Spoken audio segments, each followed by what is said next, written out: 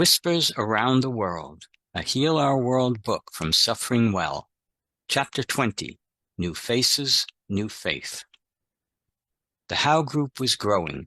Word had spread to others in the mobile home park, and Yuri was delighted to see more faces each week. Though they'd moved their meetings to Zoom, the atmosphere felt as comfortable and connected as if they were all sitting together in a cozy living room. Ronald entered the Zoom meeting room with a bright smile, and just behind him was Frank, looking a bit nervous but determined.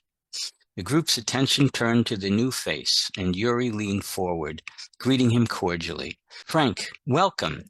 We're so glad to have you with us today," she said, nodding a welcome and wishing she could touch his shoulder. She wanted to encourage him. Frank returned the nod. "Thank you. Ronald's been telling me a lot about this group, and I'd like to join in." Ken gave Ronald a surprised grin, and Ronald chuckled. "I hadn't told Ken or the rest of you yet, but Frank has been praying with me. He's chosen a country for the How project, and he's got some incredible insights to share." Frank cleared his throat, glancing at each person on the screen. "I picked a country I served in during my time in the military, Afghanistan. I saw a lot there. Things that were hard to understand, and I've been carrying it with me ever since. Some of the memories have caused me real problems, but now I feel like I have a purpose, praying for the people there, the ones I met and others I didn't. I've seen their struggles firsthand, and I know they need God's mercy and peace." The group listened intently, each person moved by Frank's words, making a mental note to pray for him and his memories. Ken looked at him, eyes shining. "Frank, that's incredible. We didn't know you'd decided to join us. This is a blessing." Frank gave a small smile, hesitating before continuing. "There's more. I recommitted my life to Christ.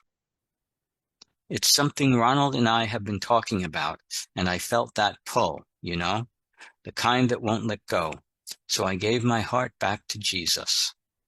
Ronald patted Frank on the back, beaming with pride. "Hearing you say that now makes this journey all the more meaningful. I couldn't be happier." Donna wiped a tear from her eye, moved by Frank's testimony. That reminds me of 2 Chronicles, chapter 7, verse 14, where God calls us to humble ourselves, seek his face, and turn back to him. That's exactly what's happening here. This group, this project, it's bringing people back to God's heart, one prayer, one soul at a time. The group fell silent for a moment, reflecting on the power of that verse and the journeys they'd each taken to be part of this initiative. Each person knew that Frank's story was another testament to God's love and grace, a reminder that no one was ever too far gone to return. Tonight, Yuri was expecting another new member, Beth Ann's niece Philomena, a sweet-spirited woman who had recently moved to the area. She was a quiet presence at their parish, known for her kindness and the way she seemed to bring peace wherever she went. Yuri had a feeling Philomena would be a perfect addition to the group, especially given her unique experiences. As the meeting began, Philomena's square appeared on the screen, her smile soft and welcoming. She wore a simple cardigan, and her dark hair was pulled back, framing her face as she looked around at the group. "Hello, everyone," she said, her voice kind and soft. "Thank you for letting me join tonight." The group greeted her enthusiastically, each person introducing themselves and offering a bit about their chosen country. Philomena listened intently, nodding and smiling, and when it was her turn, she took a small breath. "I chose Ukraine," she said. "I teach English to children online from all over the world, and some of my students were from there before the war. It's a beautiful country, but there's a lot of hardship, especially for young children caught in the middle of the war. I thought that praying for them would be a way to support those families from afar." Ken grinned. That's something I didn't expect when we started all this. We're learning about these places, but it feels like we're connecting with the people too. Funny how prayer can do that. Ronald nodded thoughtfully. "It's true. We may never visit these places, but it feels like we're a part of something bigger, like we're somehow connected by the same threads." Donna shared with the group, I chose Myanmar to pray for, and I'm asking God to bring peace to the people there, especially the children caught in the crossfire of conflict. I'm also praying for strength and protection over the missionaries who serve there, that they can be lights in a dark place.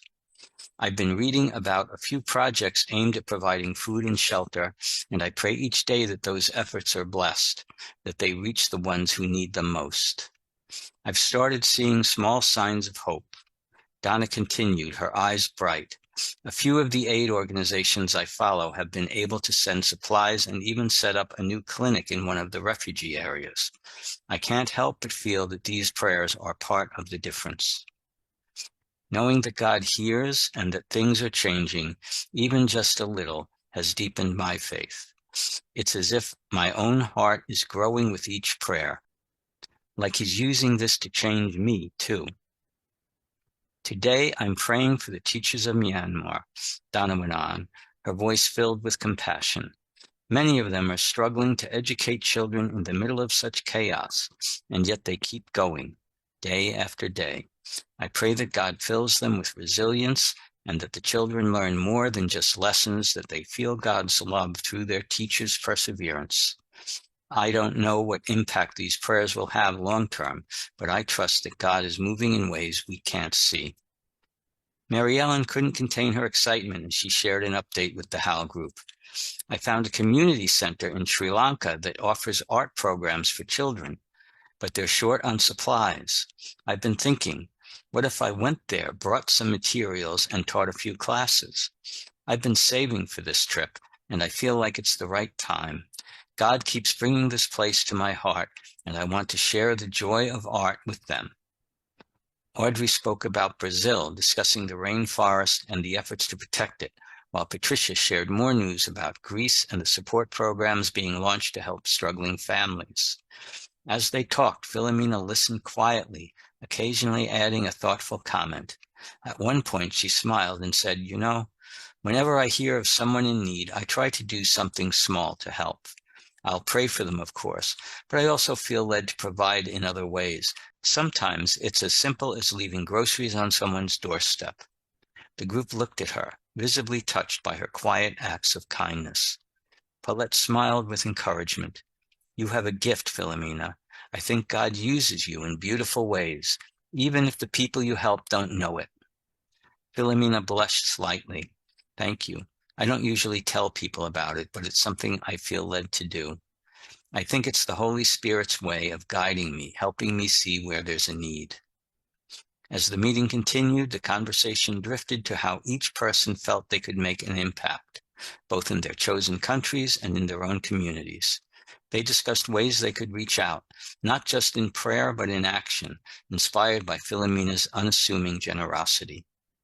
Serving our communities could also be part of God's plan to heal our world, Ruth noted quietly.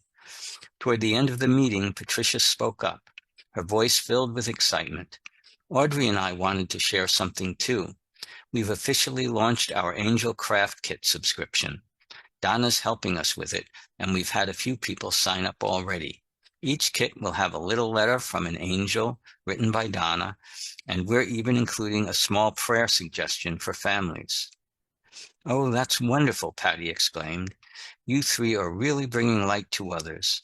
It's a beautiful way to remind people of God's love." They ended the meeting on a high note, each person feeling inspired by the other's stories and plans. Yuri looked around, her eyes filled with gratitude. "It's been an incredible blessing to walk this path with each of you, and today, hearing Frank's story, I'm reminded that God truly hears our prayers and heals our hearts. Together, we're answering His call." As they closed the meeting with a prayer, they knew that their shared purpose extended far beyond that room. They were united in faith, each one contributing to a tapestry of hope, grace, and healing that reached across borders and lives, bearing witness to the urgency of 2 Chronicles chapter 7, verse 14, a call for every heart to turn back to God and to bring His love to a world in need. After everyone logged off, Yuri felt a sense of awe at how much the group had grown, not only in numbers, but in purpose. They were becoming more than just a group of people praying together. They were becoming a community, bound by shared faith and a desire to make the world a little brighter, one prayer at a time. One morning, Donna and Ronald were chatting outside when Audrey walked by, looking preoccupied. Donna noticed and called her over. "Audrey, is everything okay? You seem a bit distracted." Audrey sighed, rubbing her forehead. "It's just my leaky faucet. It's been dripping for days, and I don't know the first thing about fixing it. I was planning to call someone, but I'm worried about the cost." Ronald exchanged a glance with Donna, a smile creeping onto his face. "Well, Audrey, you're in luck. I happen to know my way around basic plumbing. If it's all right with you, Donna and I could come by later and take a look."